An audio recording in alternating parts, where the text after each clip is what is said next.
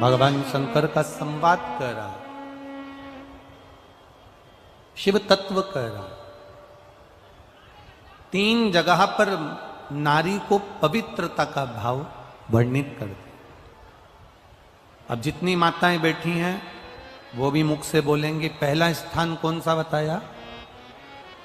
बच्चा जब छोटा है, गोदी में है, वो बच्चा गंदगी भी कर रहा है तो भी नारी पवित्र है। दूसरा स्थान कौन सा बताया? पति की सेवा अगर पत्नी कर रही है, पति सेवा में लगी है तो वो पवित्र। श्री शिवाय नमस्तुभ्यम। हर हर महादेव। पंडित प्रदीप मिश्रा जी के द्वारा आज की घर के बुजुर्ग कथा। माता पिता सास ससुर की सेवा में लगी है वो पवित्र है। ये पवित्रता का भाव वर्णन।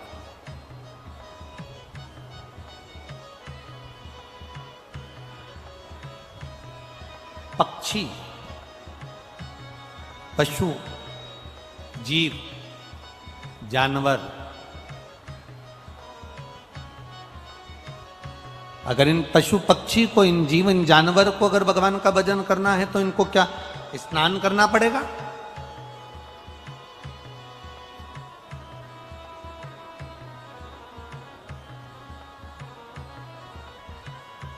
क्या इनको उस स्नान के बाद पूजन करेंगे तो उसका क्या फल प्राप्त होगा? कल एक प्रसंग पर अपन रुके थे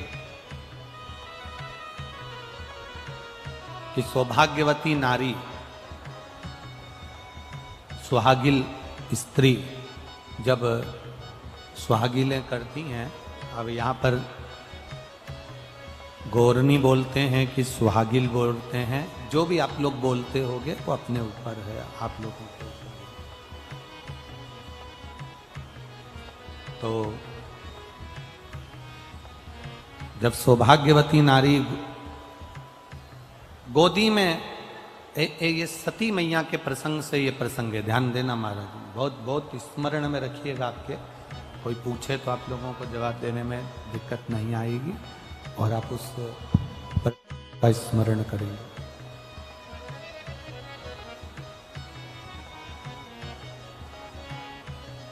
सती मैया अग्नि में कूद गई। द्रौपदी के पवित्रता से सती मैया के अग्नि कुंड में कूदने से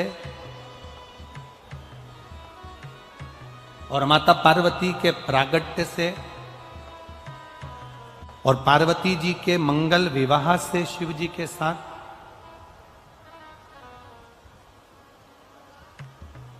और शिव जी के यहां से जब भगवान शंकर के साथ माता पार्वती जी जब विवाह कर कर आ गई, शादी कर कर जब पहुंच गई, विवाह कर कर जब पहुंची हैं,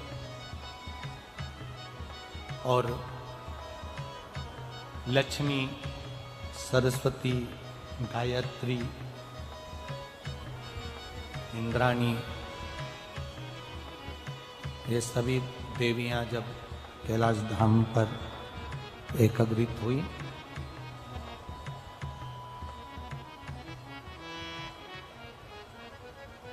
उस प्रसंग से इसको जोड़ा गया। सती मैया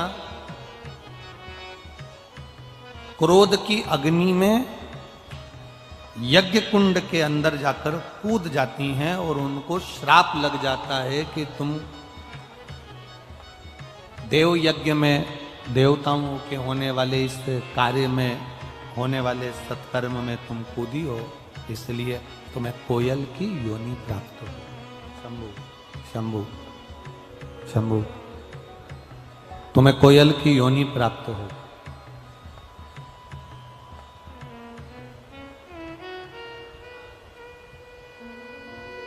सती मैया ने हाथ जोड़कर देवादिदेव महादेव से प्रार्थना की।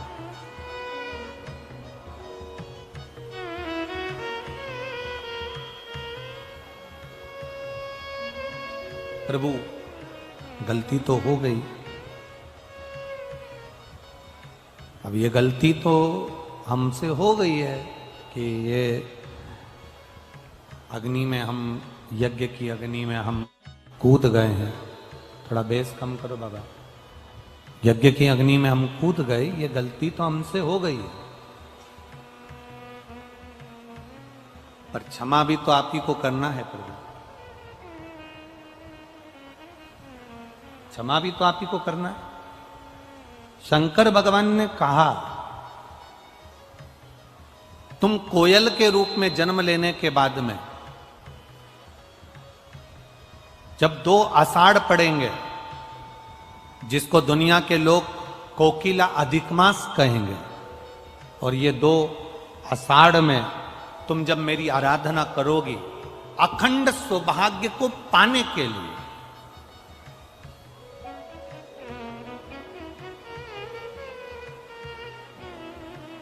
अखंड सौभाग्य को पाने के लिए जब तुम मेरी आराधना करोगी, तब तुम पुनः हिमालय राज की बेटी बनोगी, और हिमालय राज की बेटी बनकर, हिमालय राज की पुत्री बनकर, बेटी बनकर तुम मेरी आराधना कर कर, मेरा तप कर कर, मेरी साधना कर कर, मेरी तप साधना में लग कर तुम मुझे पुनः प्राप्त करो, वापिस मुझे तुम प्राप्त कर लो। अब देखिएगा, कोयल का जन्म मिल गया माता सती को, और कोयल के जन्म को पाकर मां सती जगह जगह भ्रमण करने लगी। भ्रमण करते करते एक बार माता सती देवऋषि नारद के सम्मुख में प्रकट हुई।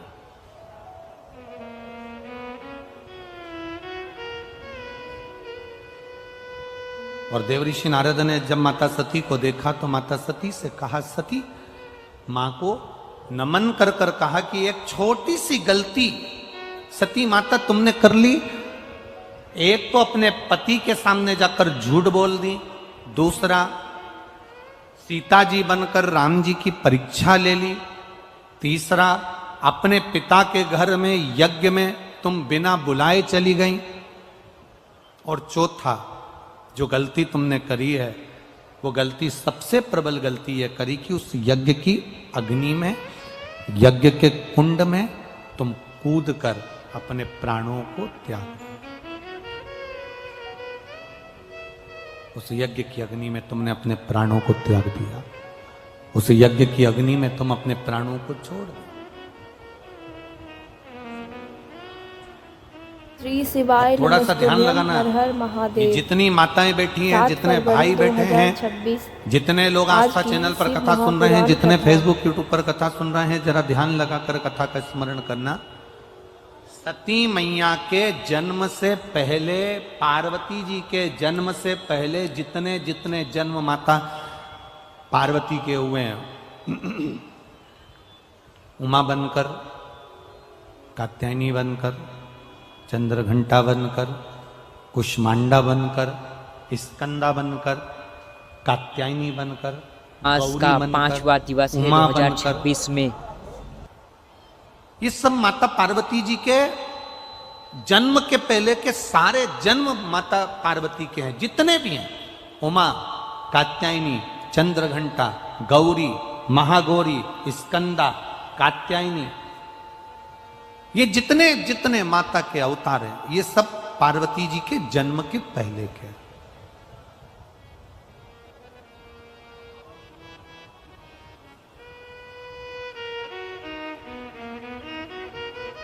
सती मैया के भीतर ये भाव जागृत हो गया, माता सती के अंदर ये भाव जागृत हो गया। देवऋषि नारद से कहा कि मैं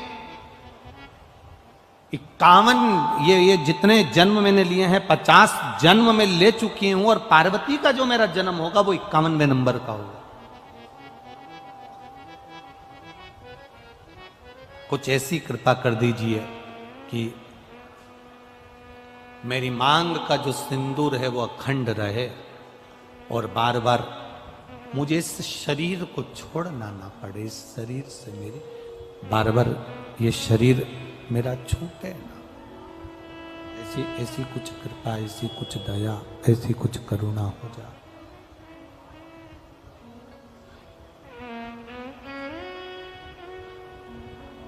कहा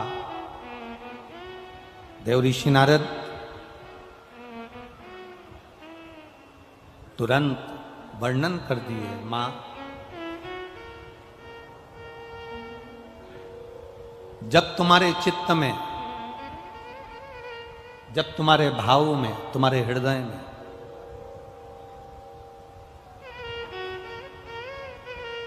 तुम्हारी चित्त वृत्ति में, तुम्हारे हृदय में, तुम्हारे भाव में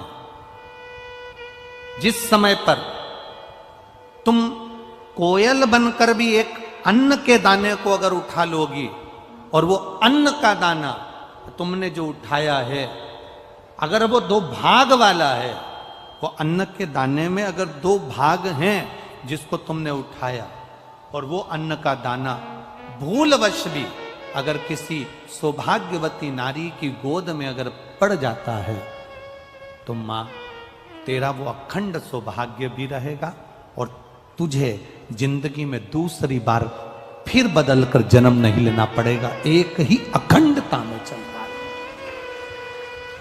एक अखंडता के साथ।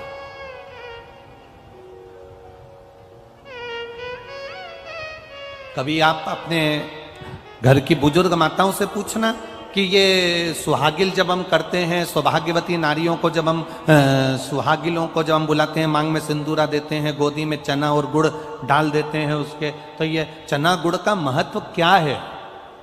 कभी सौभाग्यवती नारियों से या जितनी सुहागवती माताएं हैं, जो बुजुर्ग घर की माताएं हैं, उनसे पूछना कि ये सुहागिल जब हम करते हैं, 11, 5, 7 बिठाते हैं, उनकी गोदी में चना और गुड़ जो हम डाल देते हैं, ये प्रसंग कहां का, ये प्रसंग का सार तत्व कहां से?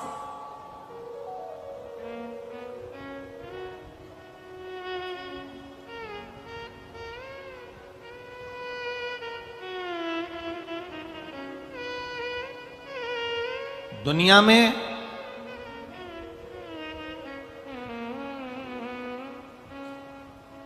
सब चीज में मिलावट हो सकती है, ऐसी कोई चीज नहीं जिसमें मिलावट नहीं हो। दुनिया में सब चीज में मिलावट हो सकती है, केवल एक चना और गुड़ ऐसा होता है जिसमें मिलावट का कोई काम नहीं होता है। गुड़ के अंदर खार हटाने के लिए, कालापन हटाने के लिए थोड़ा बहुत उसमें कुछ डाल सकते हैं, पर रहेगा वो गुड़ गन्ने का रस ही। गुड़ को साफ किया जा सकता है, गुड़ का पाउडर बनाया जा सकता है, गुड़ का पाउडर का डब्बा बनाया जा सकता है, गुड़ की बड़ी ढेली बनाई जा सकती है, गुड़ की छोटी ढेली बनाई जा सकती है, गुड़ की और छोटी ढेली, पर रहेगा वो गुड़ ही। उसमें मिलावट सफाई के लिए कर सकते हो, पैकिंग के लिए कर सकते हो, सुंदर दिखने के लिए कर सकते हो, अच्छा बनाने के लिए कर सकते हो, आप उसकी पैकिंग या अच्छा बनाने के लिए उसको कर सकते हो, पर रहेगा वो गुड़ ही।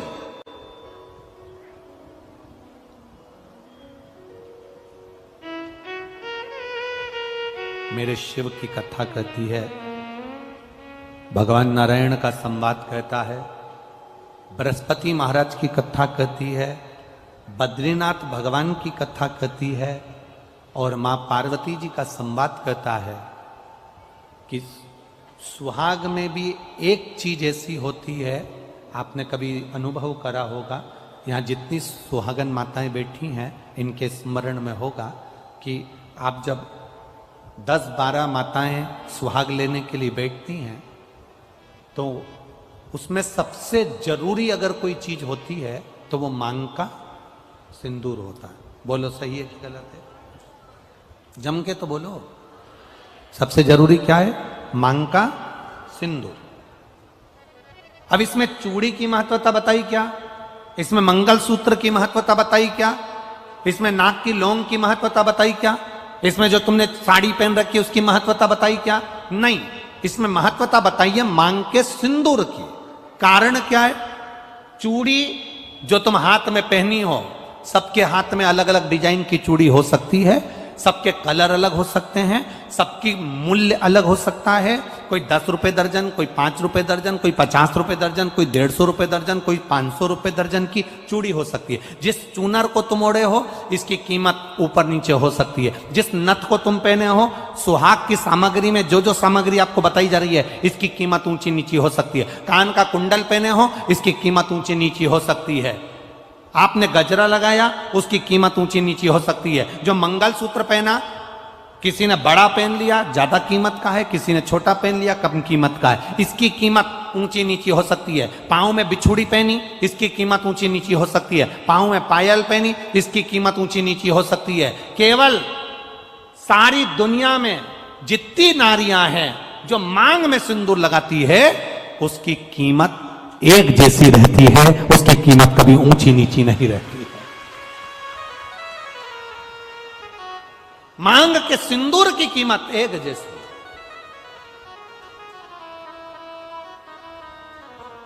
इसलिए जितनी बैठती हैं, जितनी भी माताएं वहां पर जब तेज बोलने लगते तुम स्लो कर देते हो बाबू। जितनी भी माताएं वहां बैठती हैं वो सबके मांग में एक जैसा सिंदूर होता है, क्योंकि सिंदूर एक सम है। एक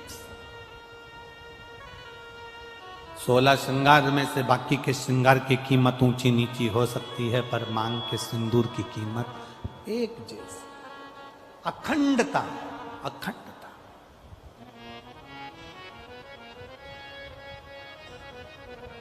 अखंड।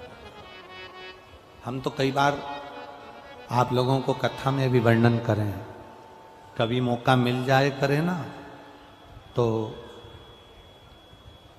सोमवार की जो अष्टमी होती है ना, प्रयास करना कभी अगर मौका मिल जाए करे आप लोगों को। सोमवार की जो अष्टमी होती है, जिस लड़का लड़की का विवाह नहीं होता, जिसका मंगल पाणिग्रहण संस्कार नहीं होता, वो जो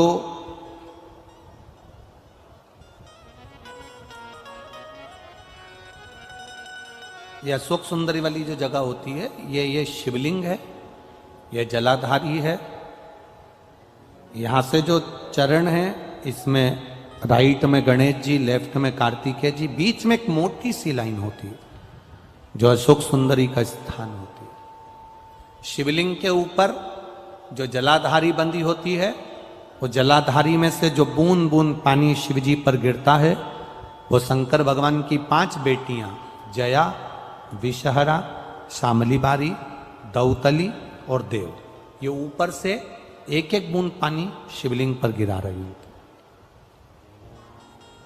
कभी मौका लगे और आपको इस लगे उपाय कि को पूरा जरूर सुनिएगा। आचार्य पंडित प्रदीप मिश्रा जी सभी भक्तों को सुना रहे हैं। पर ये 3 पत्ती की जो बेलपत्र लेते हैं, बीच की पत्ती में कंकु रोली या लाल चंदन, और 2 पत्ती में पीला चंदन।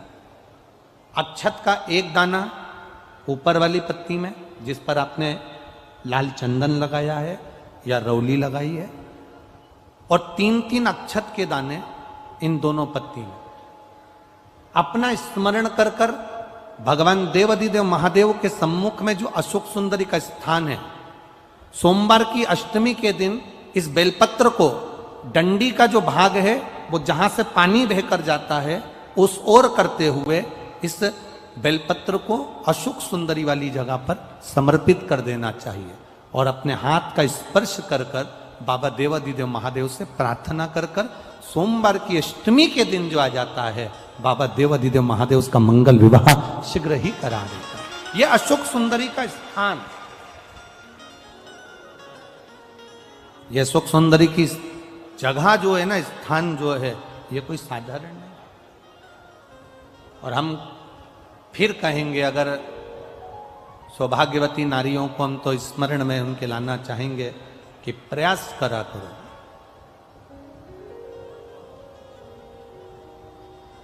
प्रयास करा करो कि सुहाग की सामग्री आप चुंदड़ी देते हो, चूड़ी देते हो, काजल देते हो, लाली देते हो, आप बहुत सारा सामान सुहाग का देते हो, हम मना नहीं करेंगे, पर प्रयास करा करो कि सुहाग की सामग्री कभी भी प्लास्टिक की डलिया में नहीं, बांस की टोकनी में रखकर देना चाहिए।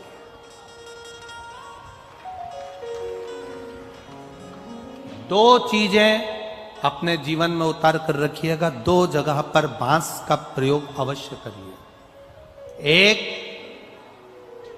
बेटी की विदाई करो, पहली बार अगर बेटी जा रही है, पहली बार अगर बेटी जा रही है और अपने घर से बेटी की विदाई हो रही है, तो बांस की टोकनी में वो मैदे की जो पूड़ी बनाते हो, यहाँ चलता है कि नहीं चलता वो हमको नहीं मालूम, पर हमारे यहाँ तो पूरे मालवा में, गुजरात में, मारवाड़ में, पूरे में चलता है।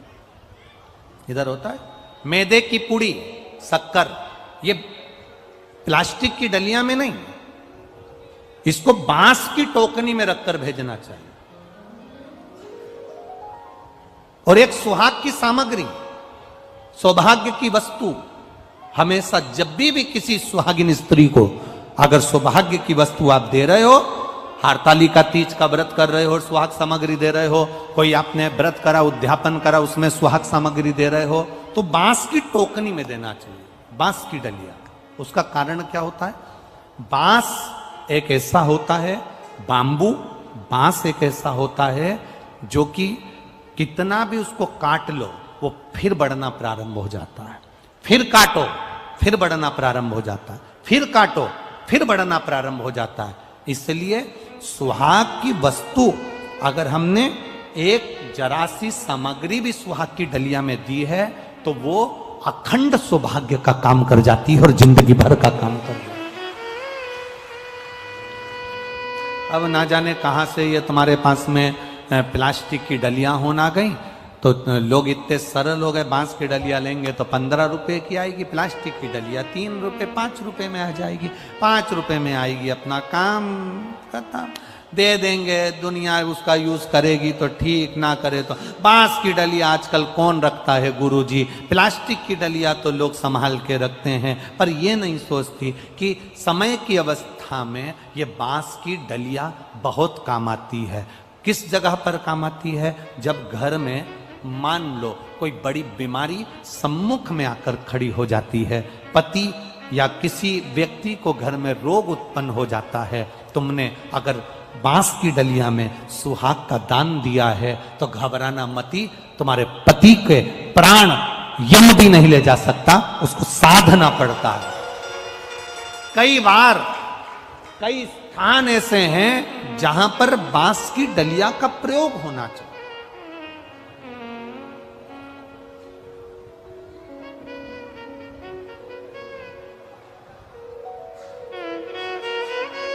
ये आजकल तो राजनीति के चलते हुए, आजकल ये राजनीति के चलते हुए लोगों ने अलग अलग समाज को बांट दिया कि ये कुम्हार है, ये वंशकार हैं, ये हैं, वो हैं। पर शिव महापुराण की कथा कहती है, एक एक हमारा सनातन धर्म का एक एक हिंदू भाई, हमारे सनातन धर्म का एक एक व्यक्ति जिस जिस कार्य को छोटे से छोटा व्यक्ति करता है, उस कार्य की कीमत भी हमारे यहां अंतिम समय तक, शुरू से लेकर आखिरी तक उसका प्रयोग होता है, शुरू से अखंडता दीजिए, अखंड। मेरी माताओं से एक निवेदन हमेशा रहा है, आज फिर निवेदन करेंगे, तुम मांग में सिंदूर भरो। मांग में जब सिंदूर भरते हो तो एक बात अपने अंदर उतार कर रखना, तुम्हारे तैयार होने का जो कक्ष है, तुम्हारे श्रृंगार का जो कमरा है, तुम्हारे तैयार होने की जो जगह है, वहां पर लकड़ी का सिंदूरा जरूर रखा करो, प्लास्टिक का सिंदूरा मत रखो। सिंदूरा जानते हो आप लोग? अरे बोलो तो जम के, जानते हो? जिसमें लकड़ी कि सिंदूरे में सिंदूर भरा हुआ, कुंकू उसमें भरा हुआ, लकड़ी के सिंदूर,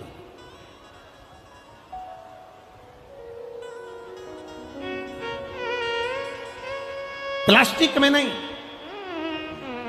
चांदी की डब्बी में नहीं, सोने की डब्बी में नहीं, एल्युमिनियम या पीतल की डब्बी में नहीं, लकड़ी के सिंदूरे के अंदर। और उस लकड़ी के सिंदूर के अंदर लकड़ी के उसमें से हर हर महादेव, श्री शिवाय नमस्तुभ्यम।